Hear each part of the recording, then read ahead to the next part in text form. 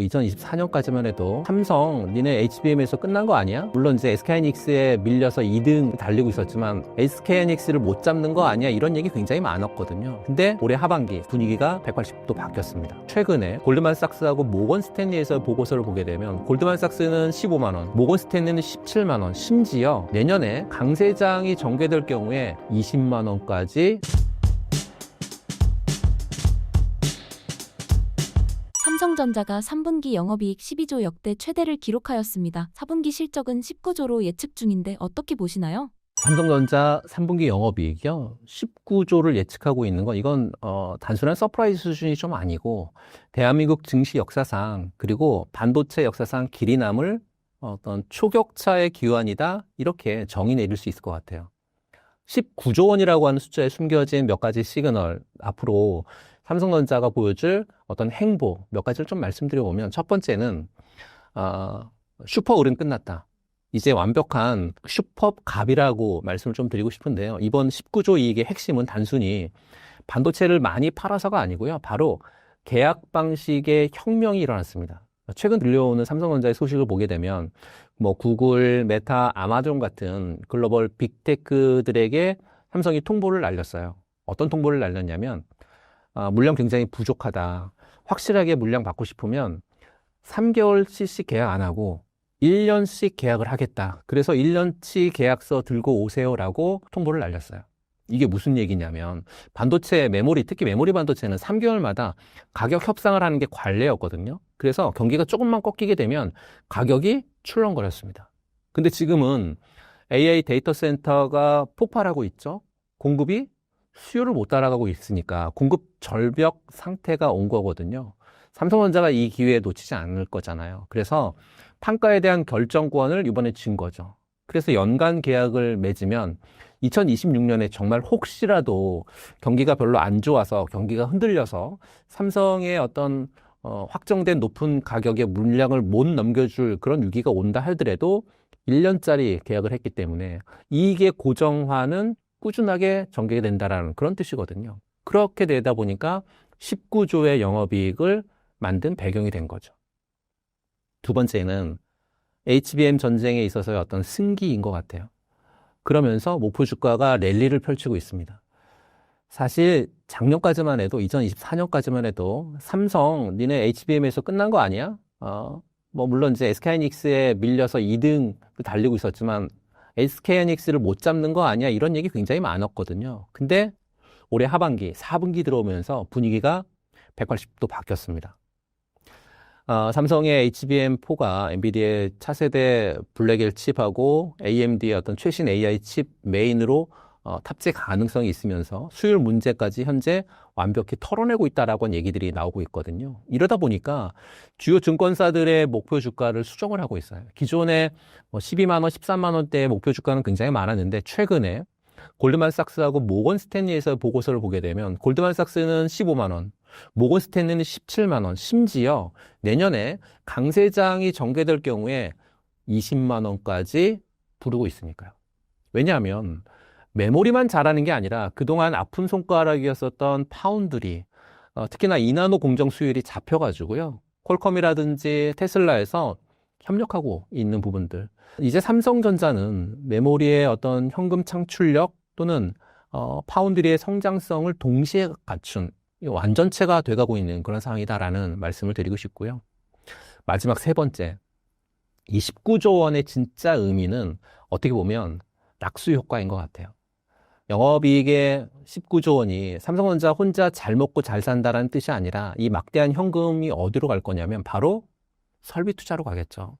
삼성전자 지금 평택이라든지 용인 클러스터 그리고 미국의 테일러 공장 역대급 장비 발주 쏟아지고 있습니다.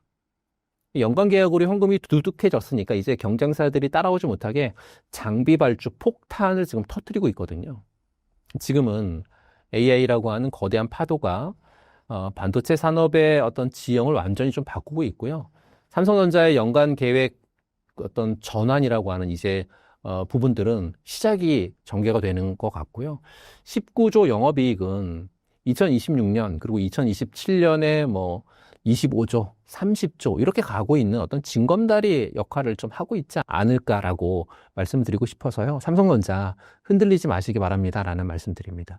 지금 삼성 주가에 얼마 전 삼성과 엔비디아의 교류가 실제로 어느 정도 영향을 주었나요? 시간을 한번 좀 돌이켜보면 2024년 또 2025년 초까지만 해도 상반기까지만 해도 삼성전자가 엔비디아의 어떤 까다로운 HBM 품질 테스트의 문턱을 뭐 넘네, 마네, 넘었네, 안 넘었네 이런 어떤 얘기들이 나오면서 투자자들 굉장히 애를 많이 태웠잖아요. 그때마다 주가는 올랐다가 떨어졌다, 올랐다가 떨어졌다를 반복을 했고 그런데 결국 어떻게 됐죠? 삼성의 기술력이 결국 증명해냈거든요. 2025년 중반 넘어서면서 본격적으로 엔비디아의 어떤 차세대 AI 칩에 삼성의 HBM3 2단이 탑재가 되기 시작했다라고 하는 소식이 들려왔고 시장의 의심은 이제 환호로 바뀌었으니까요. 이게 왜 중요하냐면 단순히 엔비디아에 납품한다 이 수준이 아니고요. AI 시대의 심장이라고 불리고 있는 GPU, 그 심장에 혈액을 공급하고 있는 HBM 시장, 절대 강자가 바로 엔비디아인데 그 심장 옆에 삼성이 딱 붙어가지고요. 이름이 새겨진 거죠. 삼성이라고. 이건 삼성전자가 AI 시대의 핵심 공급망을 완벽하게 어떤 편입했다라고 시장에 공표한 사건이고요. 그동안 경쟁사에 비해서 어떤 뒤처졌다라고 하는 평가를 단숨에 어떤 뒤집어버린 게임 체인저였던 것 같습니다. 이 교류의 영향은 단순히 주가를 몇 퍼센트 올리는 그런 수준이 아니라고 판단을 하고 있고요. 삼성전자의 어떤 미래 성장성에 대한 시장의 평가, 그러니까 밸류에이션 자체를 한 단계 격상시켰다. 덕분에 삼성전자가 10만 전자를 지금 굳건히 지지하고 있거든요. 여기까지 올 수 있었던 가장 큰 원동력이 아니었을까라고 말씀드리고 싶고요. 그렇다라고 하면 정말 내년에 JP모건이나 골드만삭스가 얘기하는 15만 전자 또는 17만 전자, 아니 20만 전자 가능할 것이냐라고 하는 질문을 저한테 하신다라고 하면 전 충분히 가능하다라고 말씀드립니다. 단 몇 가지 전제 조건이 필요합니다. 그 전제 조건을 좀 살펴보게 되면 첫 번째는 AI 시장의 어떤 폭발적인 성장세는 의심할 여지가 없다라는 말씀을 드리고 싶죠. 단순히 GPU라든지 HBM을 넘어서 온디바이스 AI라든지 또는 AI 가전 또는 자율주행의 AI가 적용되는 분야는 지금 기하급수적으로 늘어나고 있거든요. 삼성전자가 이 모든 분야에 걸쳐가지고요. 핵심 반도체를 공급할 수 있는 정말 몇 안 되는 그런 기업이기 때문에 그렇습니다. 또 HBM 시장에서의 경쟁력을 확보하고 있고 거기에 파운드리 사업에서 엔비디아 같은 빅테크 기업들이 차세대 칩 생산을 유치하면서 그 성장 동력은 상상 이상이 될 수 있으니까요. 두 번째는 전통 메모리 반도체 시장의 어떤 회복 사이클이 확실하다고 하는 거예요. 이미 이제 2025년부터 업황 개선이 가속화되고 있고 2026년에는 견조한 어떤 수요 증가와 함께 가격 안정화라든지 또는 상승세가 예상이 되고 있거든요. 그러면 삼성전자가 이 시장의 압도적인 1등 사업자잖아요. 업황 회복의 최대 수혜자가 최대 수혜 기업이 될 수밖에 없다라고 생각하고 있고요. 세 번째는 삼성전자의 파운드리 사업이죠. 비메모리 반도체 생산 능력 강화인 것 같아요. 그러니까 3나노 이하의 어떤 초미세 공정에서 수율 안정화됐고 새로운 고객사를 계속 확보한다라고 하면 이제 삼성전자는 전체 실적에 엄청난 시너지를 낼 수밖에 없겠죠. 선대 회장이었었던 이병철 회장이 어떤 얘기를 했냐면요. 반도체는 산업의 쌀이다. 저는 이 얘기가 요새 계속 떠오르고 있습니다. 지금 AI 시대에 HBM과 파운드리에서 다시 한번 증명될 가능성이 저는 높다라고 보고 있고요. 물론 이제 장밋빛 전망만 있을 수는 없습니다. 경쟁은 언제나 치열하니까요. HBM에서 SK하이닉스가 그리고 파운드리에서 TSMC가 버티고 있으니까요. 삼성전자가 초격차를 만들어내려면요.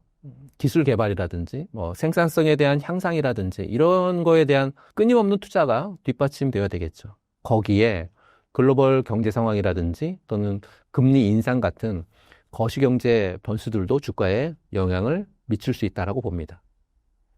2026년 20만 전자 충분히 기대해 볼 만한 목표다라고 판단하고 있습니다. 단 전제 조건이 있겠죠. 삼성전자가 HBM3 2를 넘어서 6세대 HBM4 시장에서도 확고한 리더십을 보여주고 파운드리 사업에서도 획기적인 고객 유치라든지 수율 개선을 이뤄내고 동시에 전통 메모리 시장에서의 어떤 견조한 회복세가 맞물릴 때 저는 충분히 가능하다라고 말씀드리고요. 지금의 삼성전자는 과거의 기술적 리더십을 어떤 되찾기 위해서 모든 역량 집중하고 있거든요. 제가 보기에는 그 방향성은 맞는 것 같습니다. 내년에는 그 노력의 결실이 가시화될 걸로 판단을 하고 있습니다. TSMC의 가격 정책으로 인한 삼성의 낙수 효과는 어떤 것이 있을까요? 삼성의 낙수 효과, 삼성전자 주주분들이라고 하면 입가에 미소가 번질 만한 아주 흥미로운 주제거든요. 바로 TSMC의 어떤 배짱 장사와 삼성의 낙수 효과 부분인데요. 최근에 이제 TSMC가 또다시 파운드리 가격을 올렸다라고 하는 소식 아마 들어보셨을 거예요. 3나노, 2나노 공정 가격을 그야말로 이제 부르는 게 값인 어떤 수준으로 올려버리고 있거든요. 그러니까 TSMC는 그런 것 같아요. 싫으면 딴 데 가.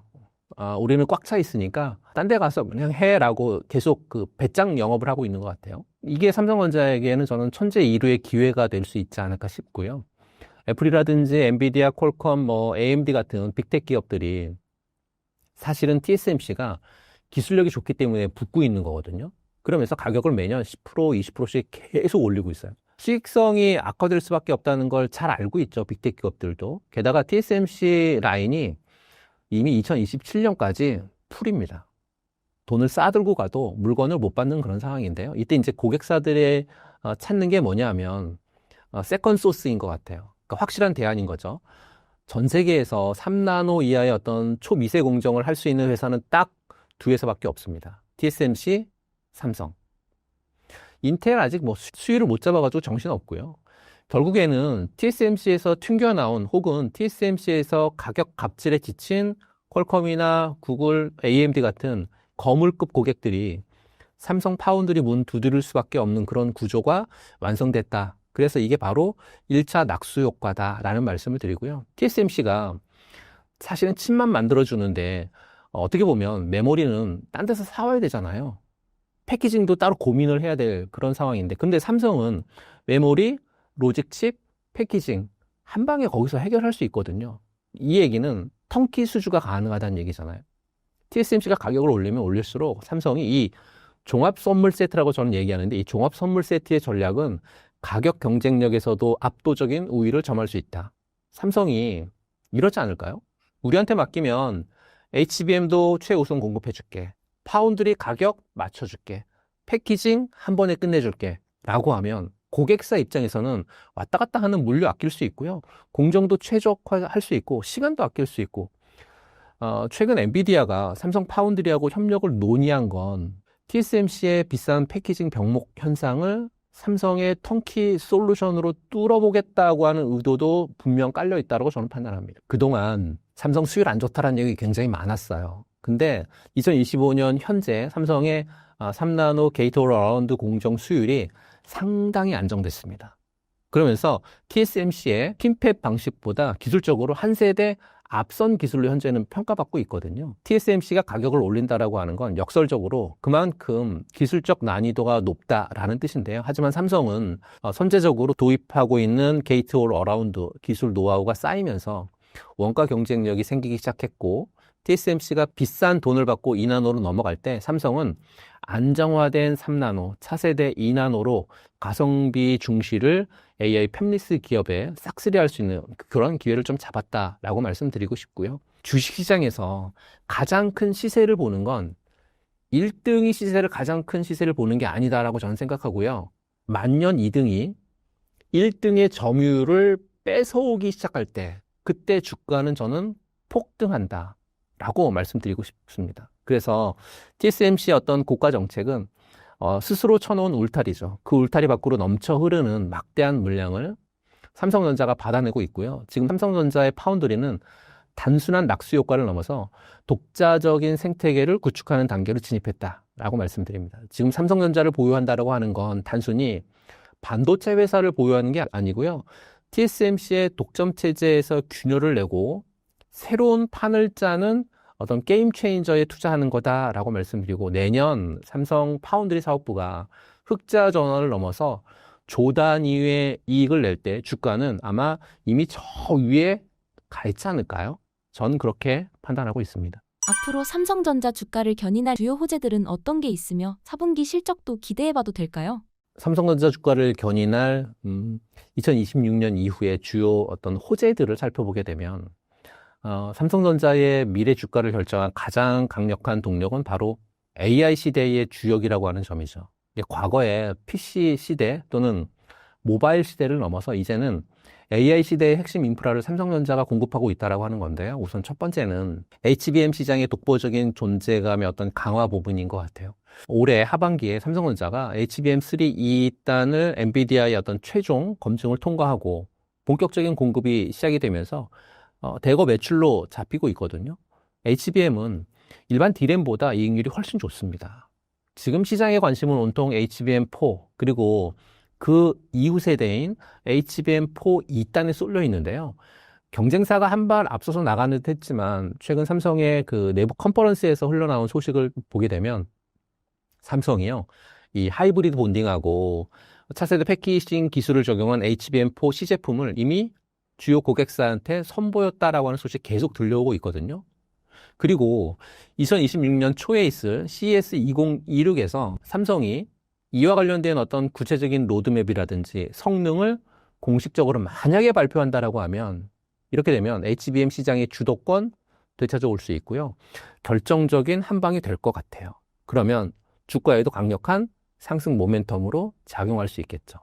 두 번째는요, 파운드리 사업의 어떤 확고한 성장인 것 같아요.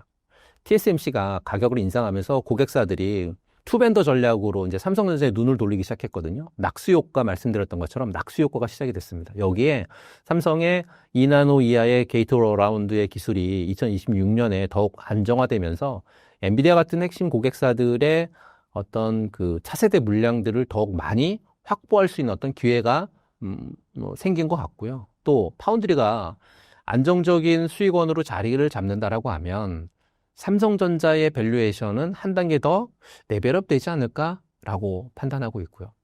또 세 번째는 전통적인 메모리 시장의 어떤 강력한 회복 사이클인 것 같아요. 올해부터 시작이 된 메모리 업황 회복은 올해 끝나지 않을 것 같고요. 2026년도에도 계속 될 걸로 보고 있거든요. 특히 이제 AI 서버 쪽에 고용량 메모리 수요와 함께 일반 서버라든지 PC 그리고 이제 모바일 수요도 점진적으로 이제 회복이 되면서 가격에 대한 안정화가 전개가 될 거고, 그렇게 되면 상승세는 계속 지속이 될 거거든요. 이 시장의 압도적인 1위는 삼성전자거든요. 그럼 업황 회복의 최대 수혜를 누릴 수밖에 없고 결국에는 두 마리 토끼를 같이 잡는 거잖아요. 네 번째는 온디바이스 AI 시대가 전개가 되면서 모바일 사업부의 어떤 시너지가 같이 접목이 될 것 같아요.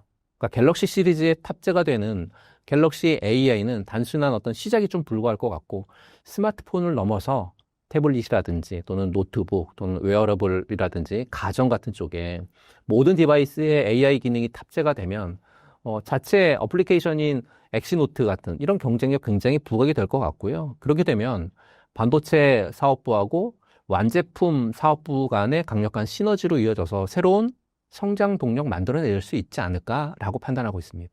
삼성전자가 4분기 메모리 가격 급등 효과로 인해서 시장 기대치를 뛰어넘는 정말 실적을 발표할 가능성이 굉장히 높고, 그리고 앞으로 파운드리의 본격적인 턴어라운드라든지 또 차세대 HBM 기술의 어떤 리더십을 확보하는 강력한 호재들이 주가를 한 단계 더 높은 곳으로 이끌 가능성이 충분히 높고요. 단기 실적이라든지 장기 성장성 두 마리 토끼를 모두 잡는 완벽한 그림이 아마 2026년 상반기에 벌어지지 않을까 싶습니다. 주식은 기대감을 먹고 자라잖아요. 근데 지금 삼성전자는 그 기대감을 현실로 증명해내고 있습니다. 그래서 눈앞의 작은 파도에 흔들리지 마시고요. 다가오는 거대한 성장의 파도에 몸을 싣고 유유히 나가셨으면 좋겠다. 그런 말씀 드립니다.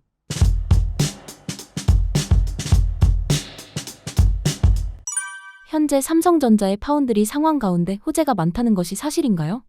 최근에 아까 1분기 2조 4천억 적자, 그리고 2분기가 2조 원 적자, 3분기는 이게 아직 그거 아예 자료에 나오진 않았습니다. 아마 대폭 줄였을 겁니다. 그 이유가 뭐냐면은 닌텐도 스위치 2의 파운드리를 위탁 생산을 하기 시작을 했고, 그게 아마 2조 원대일 겁니다. 그리고 갤럭시 플립에 들어가는 게 위탁 생산을 했습니다. 엑시노스 이제 2,500이었는데 아마 내년부터는 갤럭시 이제 S26부터는 본격적으로 이제 삼성전자가 엑시노스 2,600이 이제 들어가게 될 텐데, 예전에 이게 GOS 발열 이슈가 있었죠. 그렇게 되면서 사실 같은 삼성전자 내부이긴 했지만은 위탁 생산을 안 했습니다. 이제 안 했고 기존에 이제 삼성전자의 본격적인 대중화 폰이 들어가게 되면서 아마 4분기 실적이 본격적으로 좀 긍정적으로 좀 나오지 않을까 생각을 하고 있고, 여기서 아까 말씀드린 테슬라 AI5 칩도 여기서 양산이 들어가게 된다라고 하게 되면, 원래 파운드리 흑자 전환을 한 27년쯤으로 시장에서는 예측을 해왔었어요. 근데 이게 생각보다 굉장히 빨라질 것 같아요. 어차피 27년은 실적이 좋아지는 맞을 거예요. 이제 본격적으로 테슬라 AI6가 내년 말부터 이제 양산에 들어가는 거기 때문에 그에 대한 수익성이 굉장히 커질 거고, 만약에 이번 갤럭시 S26이 파운드리에서 수율이 굉장히 크게 잡힌다라고 하게 되면은 내년에 이제 삼성전자의 실적들을 대략 한 116조까지 보는 회사들이 있어요. 모건스탠리에서. 생각해 보시면은 이번에 12조가 나왔고 대략 한 올해 한 25조, 30조가 나오거든요. 근데 내년에 116조가 나온대요. 그러면 반도체가 대략 한 70조를 보고 있습니다. 그리고 디스플레이와 가전부가 대략 한 20조를 보여요. 그러면 90조고, 나머지가 이제 우리가 알고 있는 모바일이 한 10조에서 15조를 보고 있으면은 그건 적어도 파운드리에서는 5조 이상이 나올 수가 있다라는 거죠. 그러면 여기서 결국에는 여러 빅테크 업체들, 아직까지 얘기가 나오고 있는 퀄컴, AMD도 지금 얘기가 나오고 있어요. 이게 AMD도 지금 이제 TSMC가 계속 가격을 올리고 있고, 거기서도 지금 엔비디아가 높은 가격을 제시를 하고 있는 상황에서도 수주를 받고 있다 보니까 AMD 입장에서는 이제 리사스 대표도 계속 꾸준히 삼성전자 얘기를 해왔던 것 같아요. 그러면서 AMD와 퀄컴이 새로운 뉴 고객으로서의 수주 모멘텀이 있다라고 하게 되면은 저는 개인적으로 파운드리도 삼성전자는 4분기나 아니면 내년 1분기에 큰 변화가 좀 생기지 않을까 생각을 하고 있습니다. 삼성이 테슬라를 비롯한 미국의 어느 기업들과 손을 잡았나요?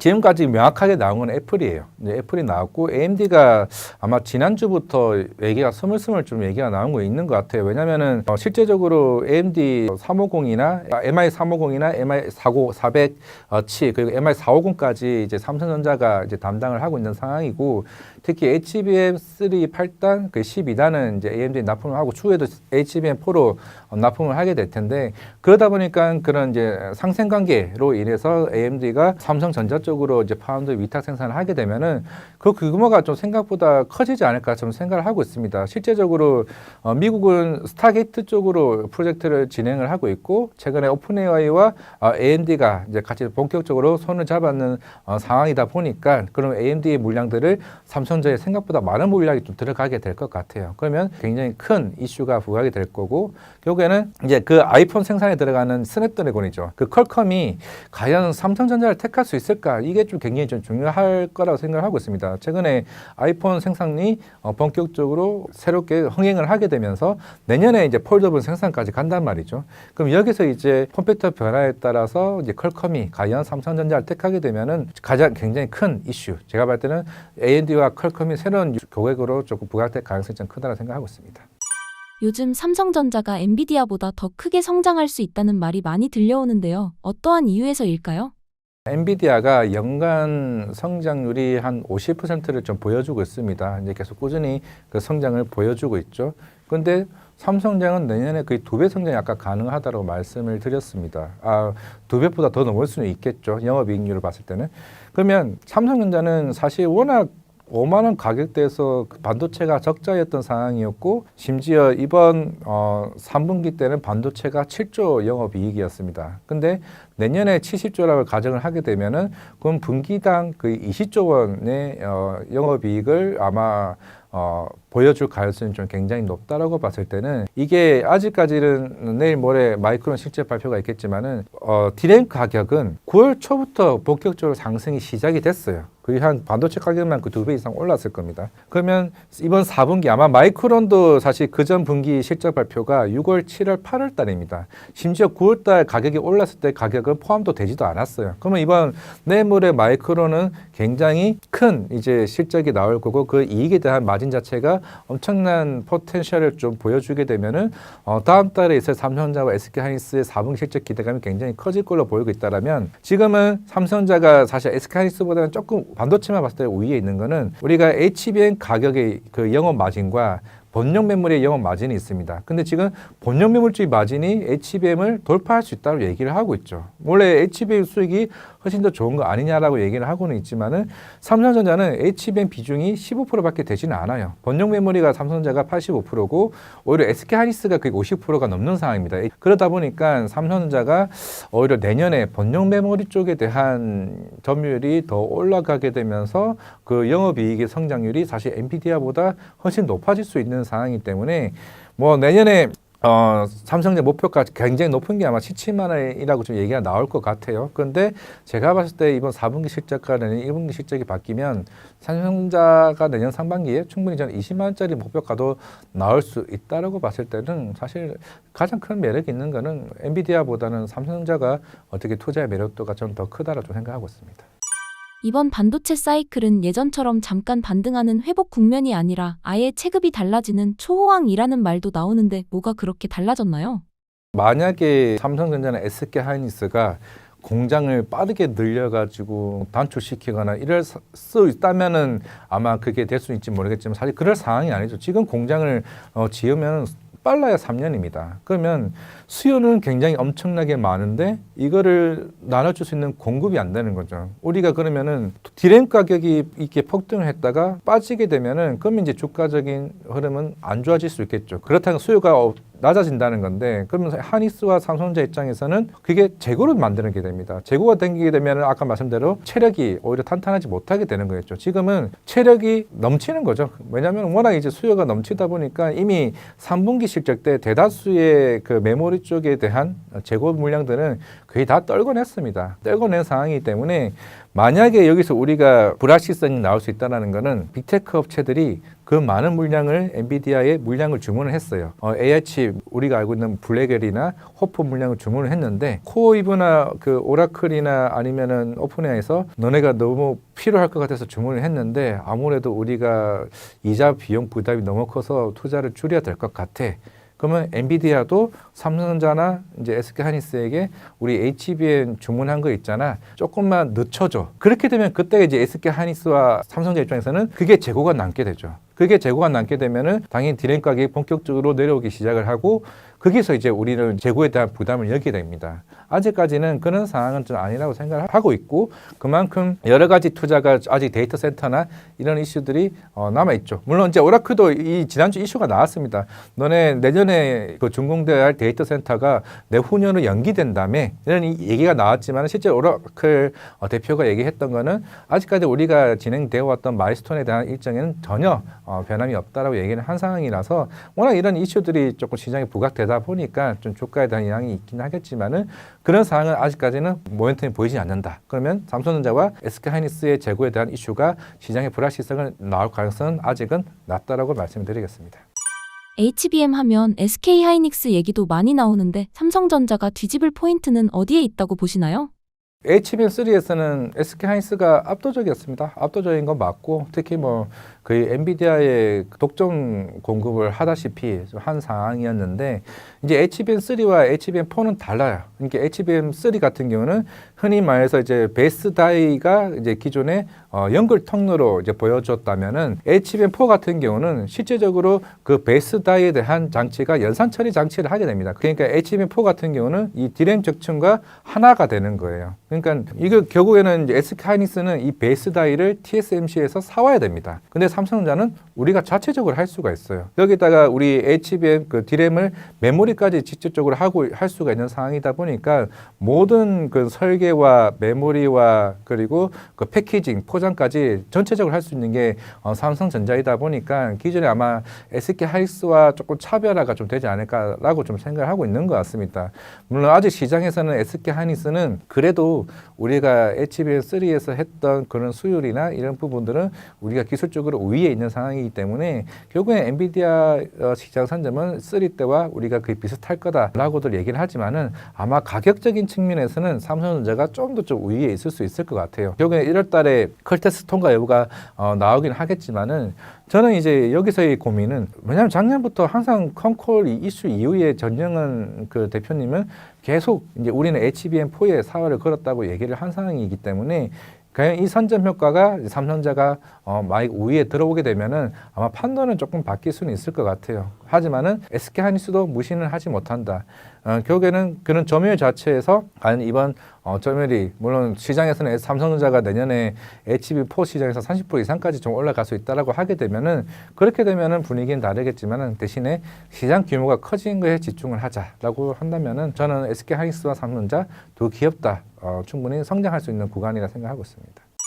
삼성전자 주가를 두고 이미 오른 거 아니냐 vs 이제 시작이다 의견이 갈리는데요. 투자자 입장에서 앞으로 가장 중요하게 봐야 할 한 가지 신호는 뭘까요?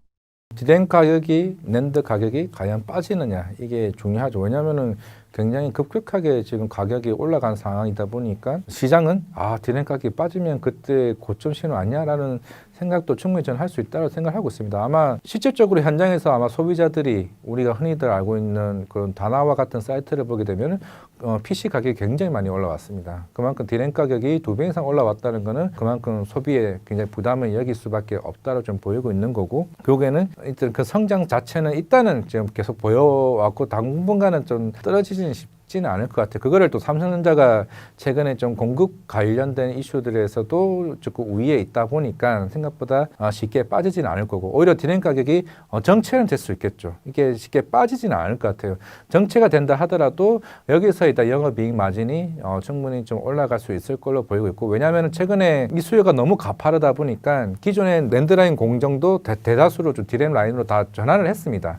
그거는 SK 하이닉스도 마찬가지고요. 그만큼 HBM 들어가는 물량이나 기존의 번역 메모리 들어가는 이제 물량들이 워낙 이제 많다 보니까 그런 측면이 결국 시장에서 이제 수익성으로 좀 보여지게 된다라고 하게 되면은 일단 삼성전자는 일단은 뭐 아까 디스플레이, 삼성 디스플레이가 있겠죠. 이거는 뭐 내년부터는 미국에 있는 아이폰에도 들어가게 될 거고 그리고 핸드폰 사업부도 지금 잘하고 있고 그러면 이제 반도체 사업부에서 그 파운드리와 그런 가격 상승에 따른 영업이익 성장 그게 충분히 좀 나올 수 있지 않을까. 최근에 여러 우리나라 기관 리포트를 보게 되면은 삼성전자에 대한 영업이익이 70조에서 아까 116조라 얘기를 했습니다. 근데 하나둘씩 70조에서 80조를 올리게 되고 80조에서 90조까지 올리고 있다 보니까 내년에 목표가 상향이 계속 나올 수 있다는 측면에서는 일단은 이미 시장에서 주가가 빠질 수 있는 리스크는 굉장히 좀 제한적이고 상승에 대한 모멘텀이 더 부각되지 않을까 생각을 하고 있습니다.